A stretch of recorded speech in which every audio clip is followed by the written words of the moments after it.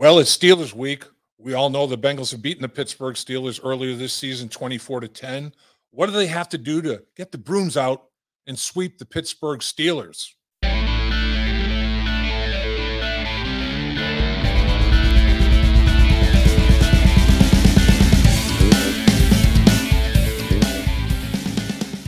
The clock is ticking. Time is running out. First Star Logistics wants to take care of all of our followers of Dave Lapham in the Trenches with sweepstakes prizes. And they're awesome. About $3,000 right around the holidays, huh? Santa Claus, take care of a lot of people with $3,000. How about an iPhone 13? Nice prize right there. This is state-of-the-art iPhone 13.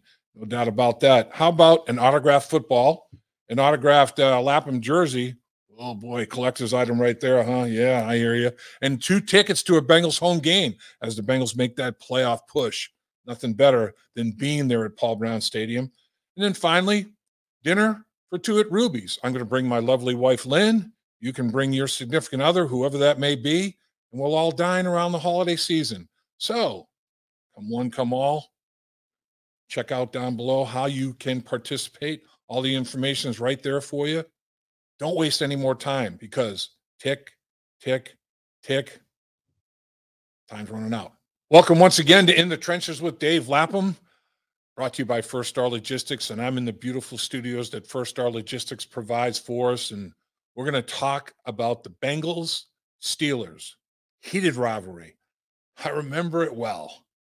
What are the keys to victory? The Bengals have already gotten a victory 24-10 earlier this season. What are the keys to doing it again? The first key to beating the Pittsburgh Steelers is obviously you have to put the big boy pads on. This game is going to be all about physicality, and you have to be up in the bit. I call it a controlled rage. You know, you have to be almost out of your mind physically with the adrenaline rush and all that sort of thing, but not so much to the point that you make mental errors that you wouldn't make otherwise. And the Bengals had problems with that a little bit in the first matchup. 10 penalties for 89 yards for the Cincinnati Bengals. On the season, they've only got 40 for 343 yards. Man, they uncharacteristically self-destructed some by penalty. Mental errors as well as physical errors, pre-snap errors, things of that nature. Got to clean all that up. Fortunately, Pittsburgh also had 10 penalties for 73 yards.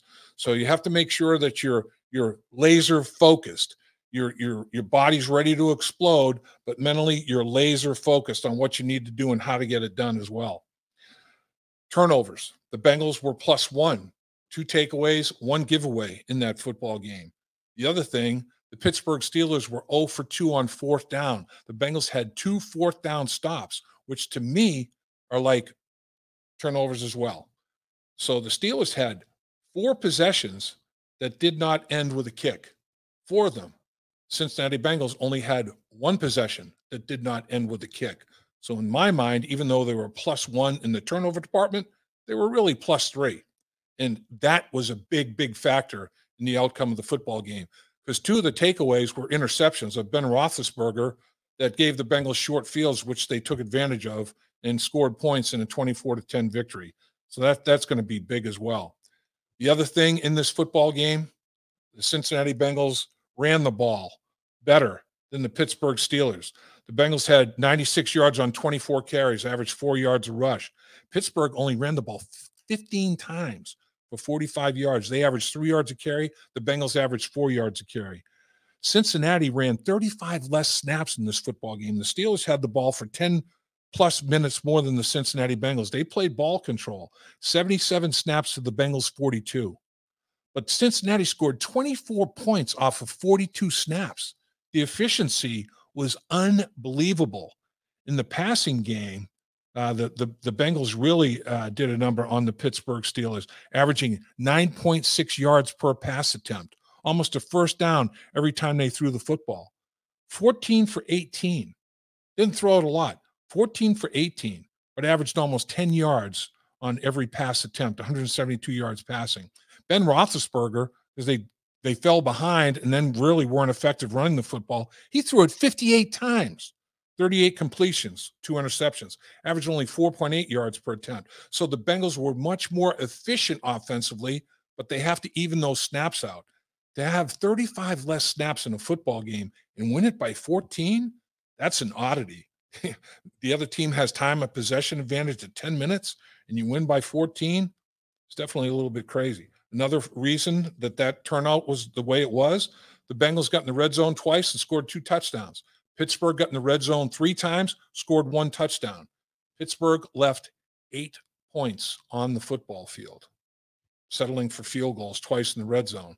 Cincinnati Bengals maximized their red zone production. That was another factor in the football game. So there's all the situational football, everything that needs to be done. The Bengals really did get done in that first football game. There's no question about it. Bottom line is, who's going to control the line of scrimmage? That's what this boils down to. This is a big boys game, the offensive and defensive lines. And on the season, the Pittsburgh Steelers are very un-Pittsburgh-like. They've run the football for 35.9 yards less than they've allowed the opposition to run the football. Almost 36-yard differential, 27th in the NFL. They're allowing 4.8 yards per carry, dead last in the NFL defensively. They're only generating 3.7 yards per carry offensively, which is 29th in the NFL of 32 teams.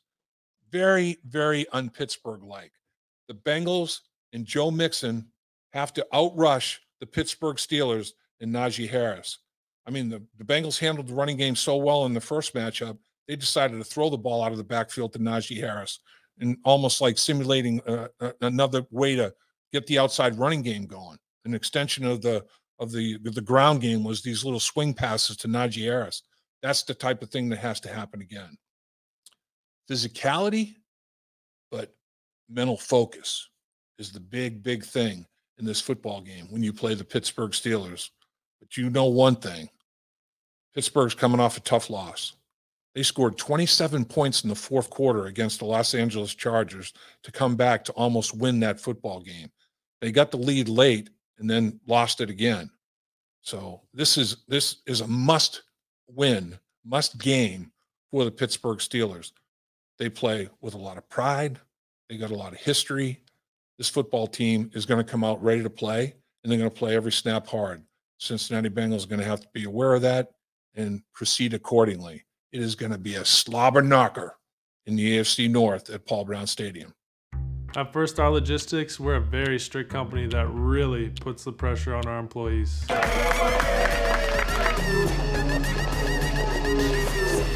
Breaks? What are those? That's what I'm talking about, Icky. Get the body right, then the mind's right. You know, gotta get that body right. That's right. Yes, sir. Become a star with a chance to earn the highest commission percentages in the industry as a freight broker agent. Check out firststarlogistics.com.